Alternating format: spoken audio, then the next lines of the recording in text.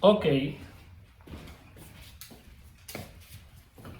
entonces vamos a continuar con los ejercicios para tratar las enfermedades cardiovasculares. Continuamos. Lo que tratamos es de buscar la adaptabilidad, la adaptación del sistema cardiovascular a los programas de entrenamientos deportivos o de ejercicios.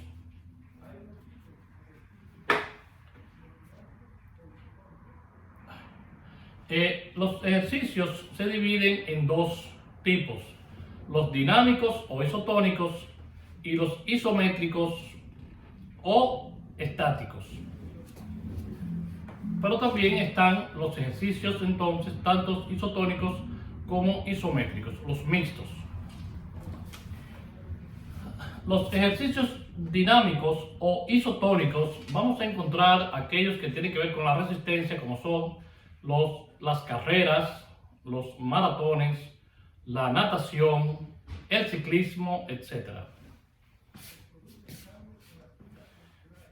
En estos ejercicios se van a producir cambios en las fibras musculares, ya que se mueven grandes grupos musculares de todo el organismo. Y también estas fibras van a aumentar no solamente en el número, sino también en el alargamiento y en su longitud. Ahora, vamos a encontrar en estos ejercicios dinámicos una disminución del volumen sistólico, una disminución también de la frecuencia cardíaca y también de la tensión arterial y también de la frecuencia respiratoria. Va a haber un aumento del gasto cardíaco. También va a haber un aumento del consumo de oxígeno y aumento de todas las actividades enzimáticas celulares a nivel bioquímico.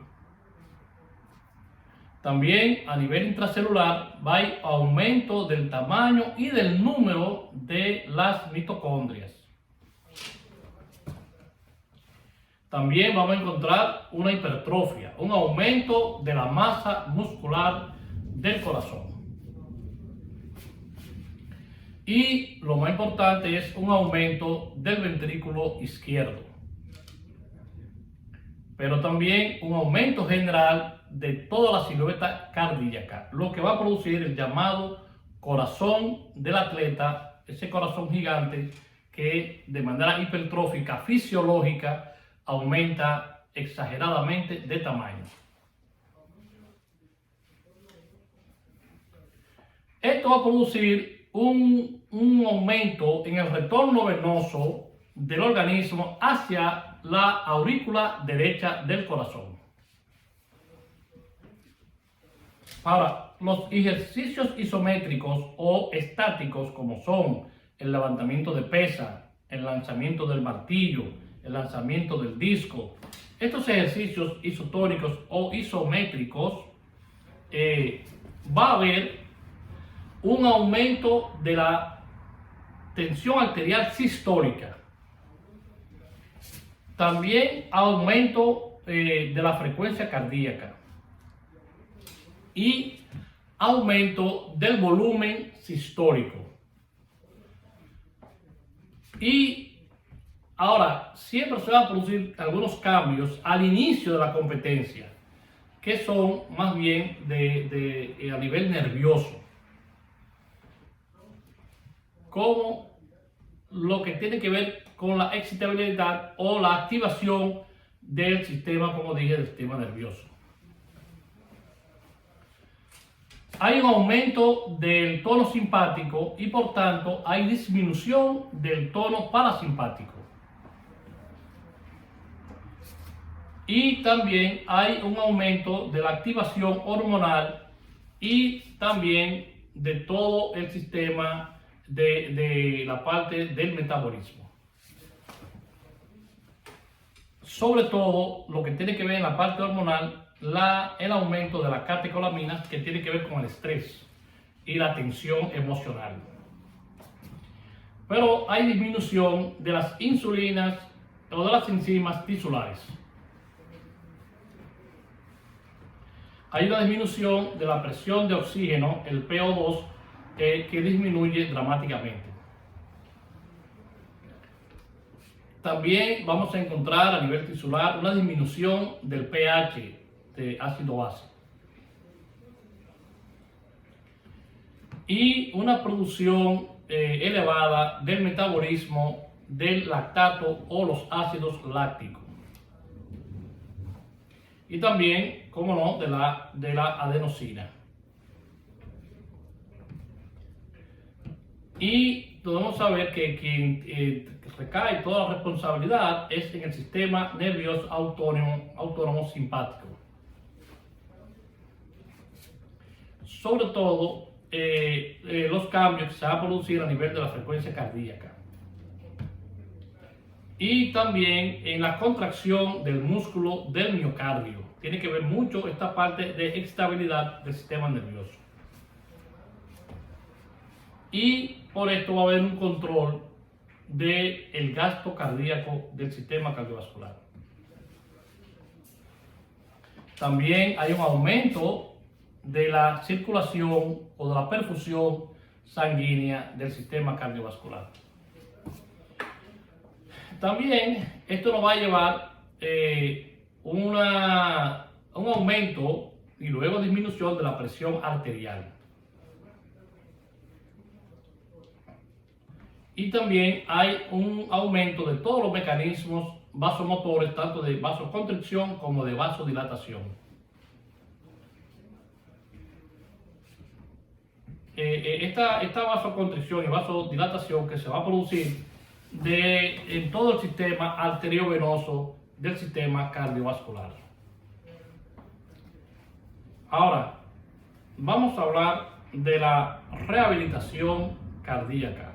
Debo decir que en la rehabilitación, como su nombre lo dice, vamos a tratar de recuperar la salud, muchas veces ya perdida o ya padecido un ataque de infarto o preinfarto, y entonces el paciente que ya está hospitalizado, entonces vamos a buscar su rehabilitación cardíaca a través de programas, de ejercicios, como le diríamos ahora, desde la cama incluso, o en cuidados intensivos, donde nosotros buscamos la recuperación y la prevención de nuevos infartos de estos pacientes. Entonces continuamos con la rehabilitación cardíaca. El paciente debe llevar una programación, como hemos dicho, una dosificación de los ejercicios físicos, deben ser de manera sistemáticos, deben ser llevados a cabo, tratando entonces con estos ejercicios de encontrar su bienestar físico y mental del paciente ya que está hospitalizado. Y además, lo que buscamos más importante es prolongar la vida de estos pacientes que ya han padecido un secuestro o una enfermedad cardiovascular.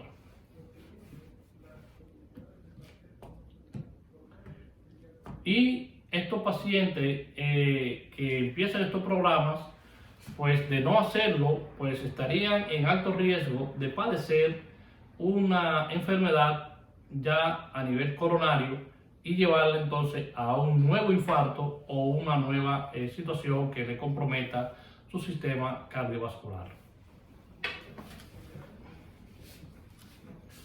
Ahora, ¿cuáles son las influencias de los ejercicios físicos a nivel general de todo el organismo? Bueno, primeramente hay una influencia directa a nivel de pulmones. En los pulmones va a haber una mejoría del intercambio gaseoso que se produce a nivel pulmonar.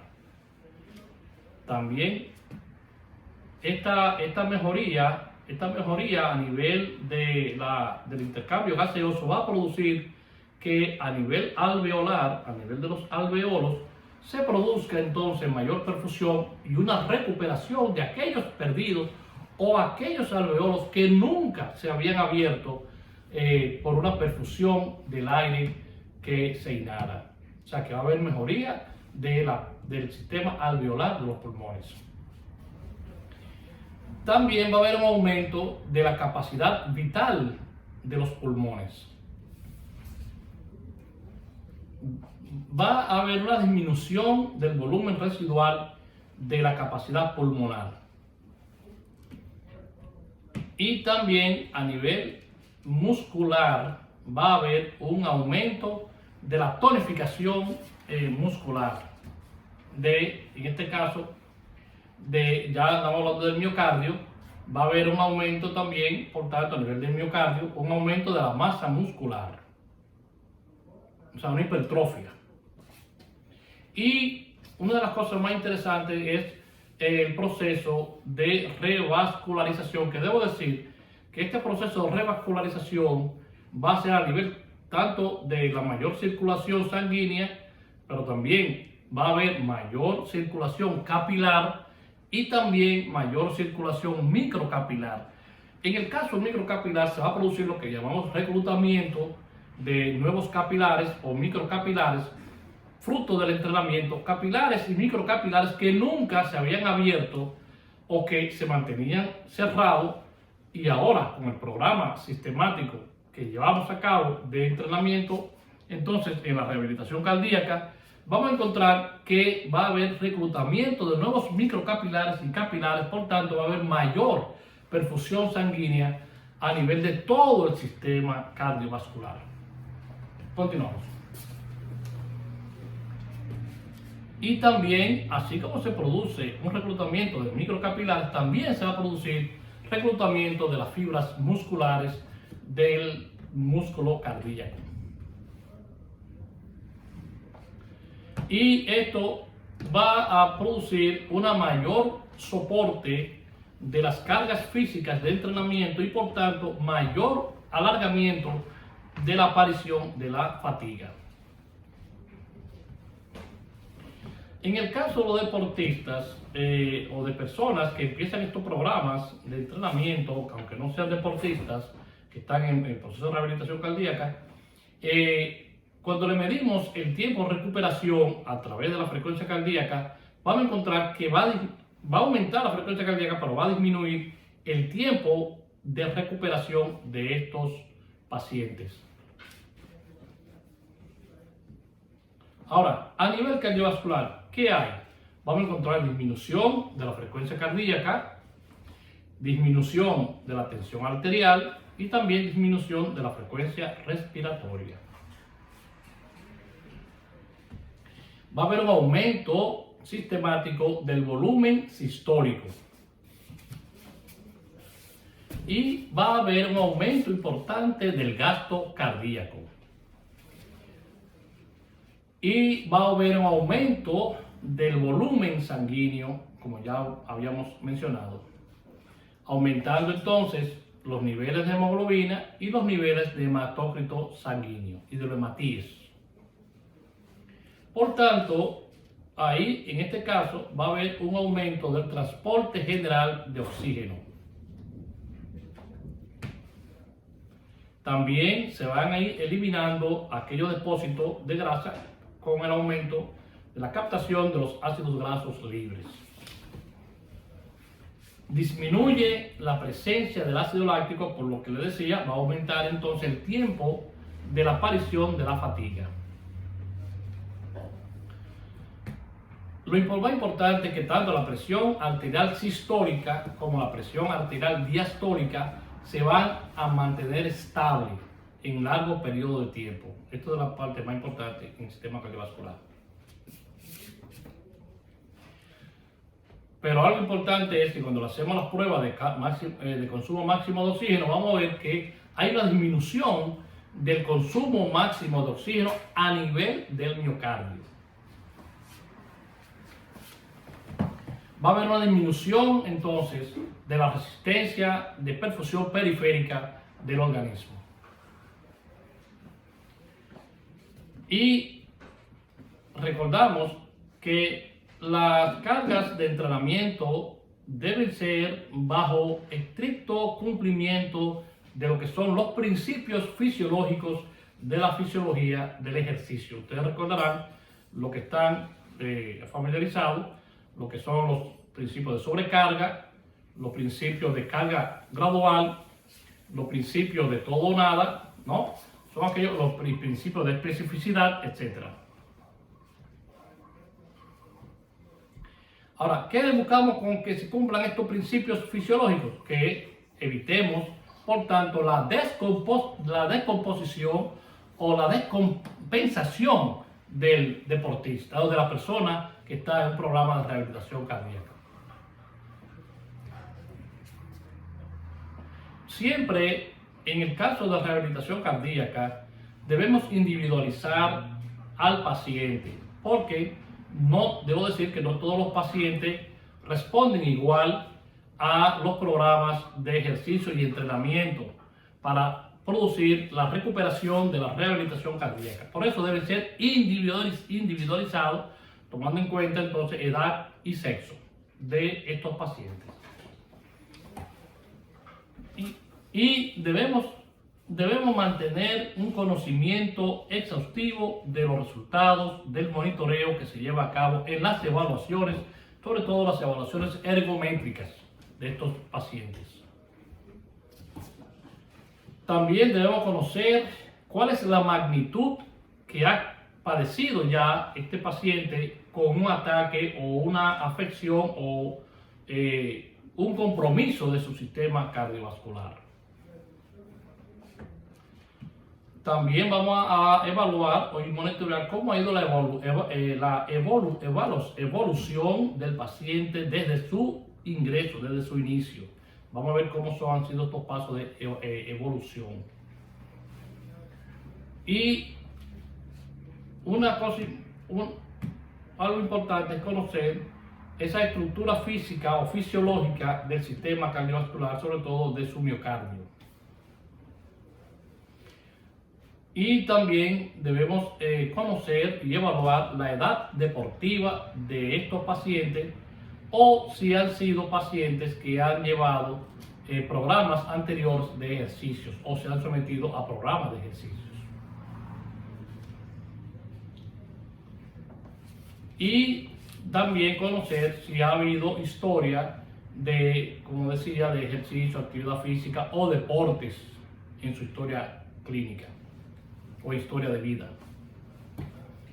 Ahora, debemos mantener y sostener una mejoría en los aspectos mentales y psíquicos de estos pacientes. Recuerden, debo decir que estos pacientes, por razones entendibles, que ya han padecido un infarto o preinfarto o una isquemia, un ataque, una miocarditis o algún compromiso del sistema cardiovascular, mantienen mucho temor, mucho miedo, sobre todo cuando se le habla de que van a ser sometidos en estas condiciones a programas de ejercicios, porque nunca habían hecho ejercicios o entienden que una persona bajo estas condiciones pues no se somete a ejercicios y mucho menos a un programa de entrenamiento.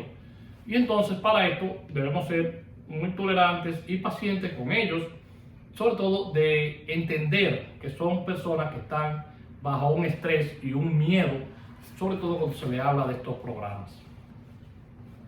Continuamos. Estos pacientes, como hemos dicho, después de haber sufrido estas situaciones, estos padecimientos, pues mantienen ese temor y este miedo que es entendible, que hay que manejarlos. Y por eso hay que sostener y mantener un cuidado de su entorno, de su medio ambiente, no solamente del personal que lo atiende, sino también de los familiares, de no hacer comentarios negativos, tener un ambiente armónico, un ambiente relajante, un ambiente de positividad en los comentarios frente a ellos. Por lo que debemos siempre sostener y mantener estos comentarios de manera positiva y nunca hacer comentarios negativos. Por ejemplo, nunca decirle al paciente: Hoy se siente mal.